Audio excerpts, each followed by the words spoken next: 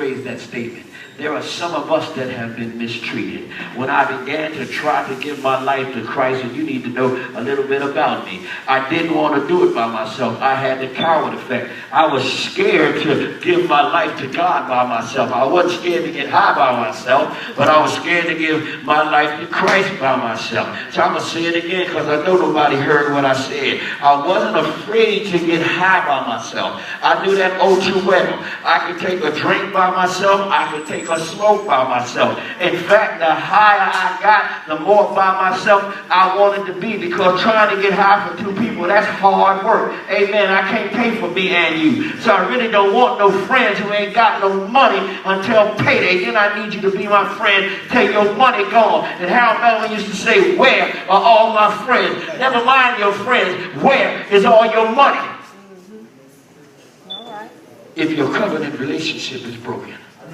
When you say, I don't know how to have a relationship, well, you got a relationship with the dope boy. Don't he see you here? Oh, come on, somebody. I'm so glad it was just me. Me and my dope boy was the best of friends. I had every phone number he had. Every phone number he had. Knew where his girlfriend lived at. Knew where his mama lived at. Knew where he got his gas from. That's a relationship. You didn't hear what I said. I knew how to get him. If I saw him in the street, we even had our own dialogue. He would throw it up. I would throw it up. And we know if I need to keep on moving. Come on, somebody. I know I'm the only one. I'm so glad that I got so messed up that God had to fix me up. I'm so glad that he didn't kill me in the middle of my mess. He decided to bless me. The higher I got, the more I started to cry. Nobody could even understand that I was just praising God. They kept thinking I was out of my mind. But that's what it was. What it was is I knew only God could fix me. I knew God could save me. He never cared, not one time, about how high I was.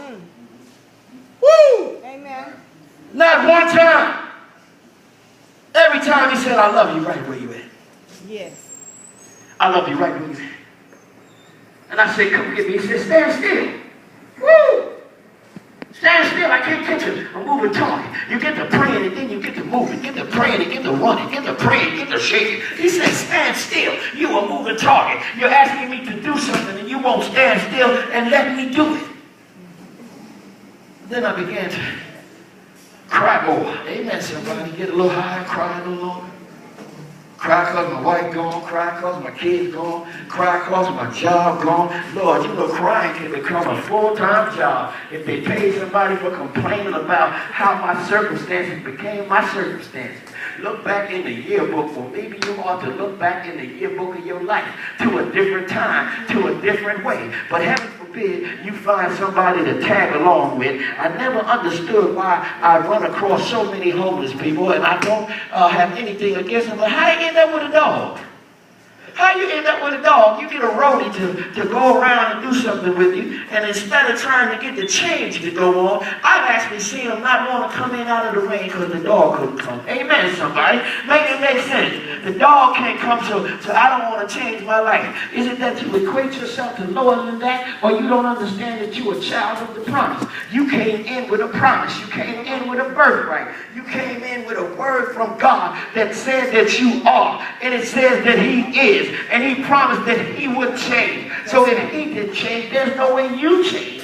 You went through some things, but who does not? In order to grow, you have to make some mistakes. Amen, somebody. You got to bump that head one time, two times. Part of growing older and accepting what you've done wrong is that word I said, accepting what you've done wrong. Being held accountable for what you did, not for what nobody else did. They didn't let me do this. They didn't let me do that. It's their fault I didn't get the opportunity. It's your fault because God will give you every opportunity. You don't need to measure yourself by financial wealth. Of course, each of us would like to have more money, but then take a look at it. The money that you get right now, are there not people standing in line for your money? If I just gave you some, wouldn't there be a bunch of people asking you for your money? So the moment that you got your money, it would be your money. It would be their money. So you're still be right where you started. Amen, somebody. So it seems like to me, prayer is the thing that you need to be doing most of. Why? Because prayer magnifies. What do you mean be magnified. It makes bigger. It makes larger. Understand the math of my God. 2 fish, 5 loaves, 4,000 people. 2 fish, 5 loaves, 5,000 people. 2 fish, 5 loaves, 6,000 people. That math is insane. If you will trust God with what you have, amen. What do you mean? Trust God with what I have. Trust Him with it all. When it don't look like you cannot make ends meet, you cannot. But He can. That's right. He can let your car drive for 60, 70 miles on zero, baby. I see it. Yeah. I see it. Lord have mercy. I see it. Lord, I see it, Lord. Let me tell you something. If you trust Him in you, if you lean on the